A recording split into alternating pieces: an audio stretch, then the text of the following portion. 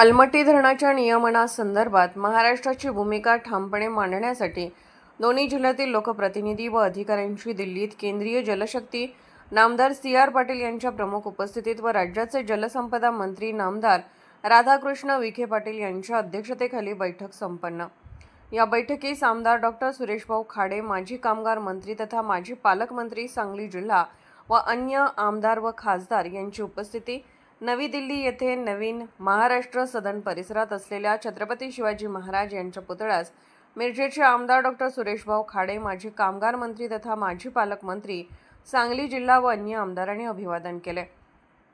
यावेळी केंद्रीय जलशक्ती विभागाच्या सचिव मुखर्जी मॅडम यांनी सांगितले की अलमट्टी धरणाची उंची वाढवण्यावर माननीय सुप्रीम कोर्टाकडून स्थगिती असल्याने अलमट्टी धरणाची उंची वाढवता येणार नाही। तसेच NDS एजन्सी यांच्या मार्फत सर्वे केला जाईल।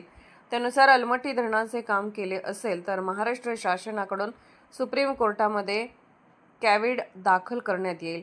या बैठकीत अलमट्टी धरणाच्या संदर्भात नामदार सी.आर. पाटील यांच्याशी सविस्तर चर्चा झाली व याबाबत योग्य तो तोडगा काढण्याचे आश्वासन नामदार सी.आर. पाटील यांनी दिले असल्याची माहिती मिरजेचे आमदार डॉ. सुरेशभाऊ खाडे यांनी दिली। नवी दिल्ली येथे श्री स्वामी समर्थ कृषी विकास व संशोधन चॅरिटेबल ट्रस्ट दिंडोरी प्रणीत शेतकरी उत्पादक कंपनी मर्यादित आयोजित नवीन महाराष्ट्र सदनमध्ये दिनांक 4 ऑगस्ट रोजी जागतिक कृषी महोत्सव सोहळ्याच्या 15 वर्षातील कार्याची यशस्वी वाटचाल दर्शवणारा सिंहावलोकन सोहळा आयोजित करण्यात आला होता।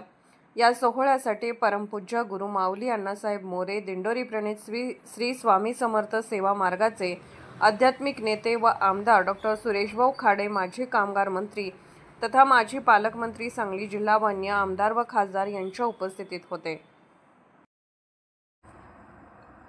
अर्धराज्य न्यूज चॅनलला लाईक करा, शेअर करा आणि सबस्क्राईब करा।